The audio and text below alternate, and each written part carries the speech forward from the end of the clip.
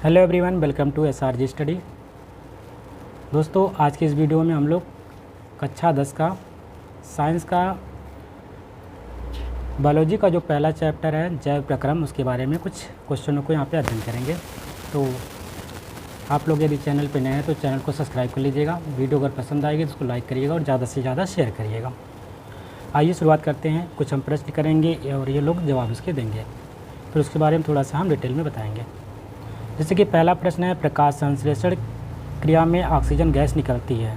तो ये ऑप्शन है पहला, कार्बन डाइऑक्साइड से, जल से, वायु से या पर्णहरित के विघटन से। जल से। जैसे कि आपको पता होता है जो हमारा प्रकाश संश्लेषण क्रिया होती है वो कार्बन डाइऑक्साइड और किसकी उपस्थिति में, जल के साथ साथ इसको चाहिए होता है क्लोरोफिल और सूर्य का प्रकाश। ठीक है, तो ये रिएक्शन होने के बाद कौन सा प्रोडक्ट बनाता है, ग्लूकोज, जिसका फार्मूला क्या होता है, C6H12O6 होता है। ठीक है, और इसमें ऑक्सीजन गैस निकलती है, जिससे कि हमारे लिए क्या होती है, प्राणवायु गैस होती है। और उनके लिए कोई गैस नहीं होता, वो क्या होता है, ऐसे ही उनके लिए अपशिष्ट रहता है पेड़ पौधों के लिए, लेकिन हमारे लिए बहुत ही इंपॉर्टेंट होती है। तो ये जो जल निकलता है, वो जो ऑक्सीजन निकलती है कहाँ से निकलती है, जो जल का अणु होता है वहाँ से ऑक्सीजन का निकलता है, यानी कि option number 20 the right answer हो जाएगा।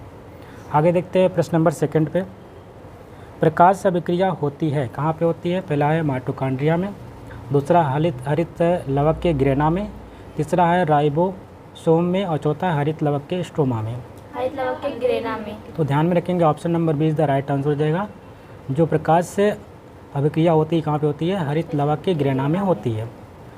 प्रश्न नंबर नेक्स्ट है,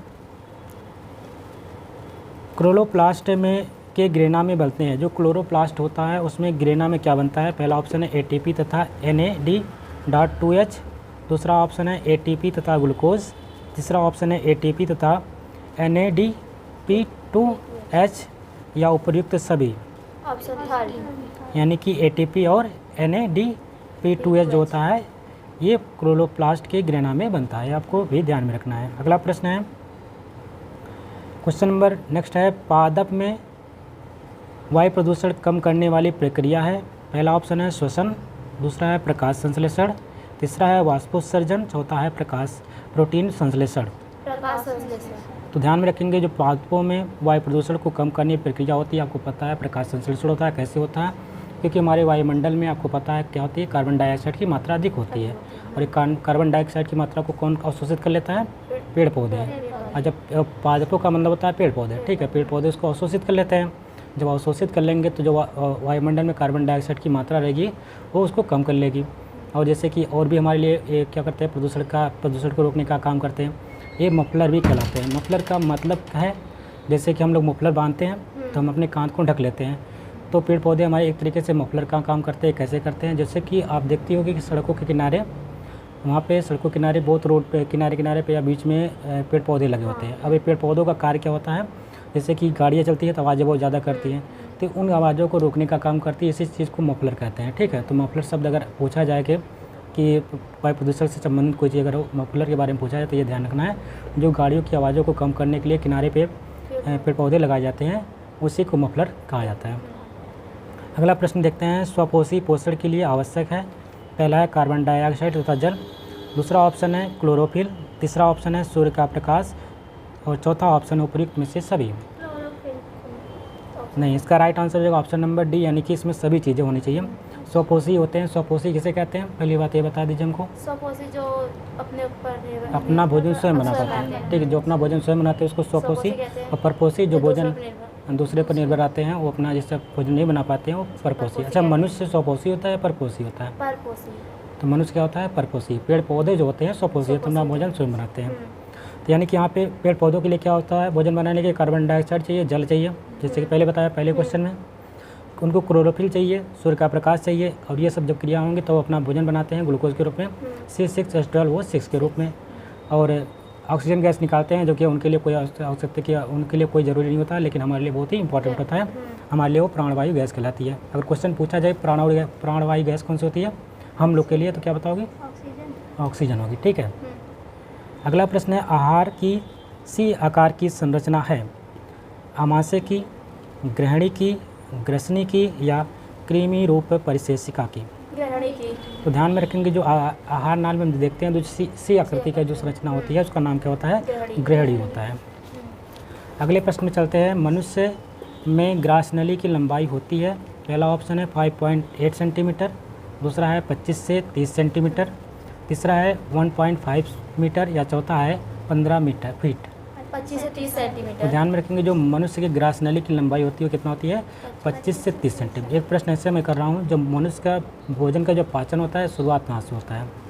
जैसे भोजन लोग जैसे मुख से। शुरुआत एक शुरुआती स्टार्ट कहाँ से हो जाता है भोजन का पाचन? मुख से होता है। तो ध्यान में रखेंगे जो भोजन का पाचन मुख से स्टार्ट हो जाता है, जैसे हम चबाना स्टार्ट करते हैं तभी से हमारा भोजन का पाचन स्टार्ट हो जाता है, और जो अंतिम रूप से पच के खत्म हो जाता है जहाँ पे होता है वो छोटी आंत में होता है। ध्यान में रखेंगे, ठीक। यानी मुख से स्टार्ट होता है और छोटी आंत में जाके समाप्त होता है। आगे देखते हैं। मनुष्य में लार ग्रंथियों की संख्या कितनी होती है? 2 जोड़ी, 3 जोड़ी, 4 जोड़ी या 5 जोड़ी? 3 जोड़ी। हाँ, तो ठीक है। मनुष्य के जो लार ग्रंथियाँ होती हैं 3 जोड़ी होती हैं। इंपॉर्टेंट क्वेश्चन है, कई बार एग्जाम में पूछा गया है, इसको ध्यान में रखेंगे। अगला प्रश्न है, कृमि रूप परिशेषिका का भाग है। कृमि रूप परिशेषिका का भाग कौन सा होता है? पहला है छोटी आंत, दूसरा है अग्नाशय, तीसरा है बड़ी आंत या कोलन कहते हैं उसको, या चौथा होता है ग्रासनली। छोटी आंत। तो ध्यान में रखेंगे जो छोटी आंत या कोलन कहते हैं वही हमारी कृमि रूप परिशेषिका का भाग होता है। नेक्स्ट प्रश्न है, मनुष्य के दूध के दांतों की संख्या कितनी होती है? आपको बताना है। दूध के दांत जैसे बच्चों को होते हैं तो पहले निकलते हैं दूध के दांत, फिर एक परमानेंट दूध के दांत होते हैं। तो दूध के दांत कितनी होती है इनकी संख्या पूछ रहा है। ऑप्शन मैं दे रहा हूँ। पहला ऑप्शन है 20, दूसरा ऑप्शन है 24, तीसरा ऑप्शन है 28 और चौथा ऑप्शन है 32। 28। गलत सब। 20। ध्यान में रखना 20 होता है। जो मनुष्य के दूध के दांतों की संख्या होती है 20 होती है, ठीक है। और जो पूरी तरीके से स्वस्थ एक वयस्क मनुष्य बन जाता है तो दांतों की संख्या कितनी हो जाती है? 32 होती है। 32। इसलिए कहते हैं 32 ही ना दिखाया करो, ठीक है। तो कितना हो जाती है टोटल? 32। और इसके जैसे कि अगला प्रश्न इसी पे है, मनुष्य के प्रत्येक जबड़े में चवड़क दंतों की संख्या कितनी होती है? चवड़क की बात करता है 2, 4, 6 या 8? 6। तो ध्यान में चवड़क। अच्छा, दांत के कितने प्रकार होते हैं ये बता दो। ये लास्ट प्रश्न है। इतने ही प्रश्न आज के वीडियो में करेंगे, उसके बाद अगले वीडियो में हम लोग देखेंगे। तो जो हमने प्रश्न पूछा उसके बारे में बता दीजिए, जो कि जैसे हमारे दांतों की मतलब कितने प्रकार के दांत हमारे मुंह में पाए जाते हैं? 4 प्रकार के। कौन कौन से नाम बता दीजिएगा। चवर्णक, अक्षवर्णक, कृंतक, कृंतक, रत्नक। ठीक है, तो कुछ सीरीज से उसको बताना है। अगर कृंतक बता रहे हैं तो कृंतक जो आगे वाला हो जाएगा, ठीक है। फिर रत्नक जो के फाड़ने वाला था इसको कैनाइन इंग्लिश में बोलते हैं। उसके बाद यहाँ पे आता हमारा अग्र चवड़क, पीछे होता है चवड़क पीछे वाला, पिछड़ा चवड़क हो जाता है। फिर अग्र चवड़क, ये हमारा दो ऊपर दांत होते हैं उसको कहते हैं रत्नक, कहते हैं रत्नक। और ये आगे वाला जो होता है कृंतक कहते हैं, काटने का कार्य करते हैं, ठीक है। ये 4 प्रकार के दांत होते हैं। इस इंग्लिश में इसको आपको पता है कि क्या कौन से होते हैं?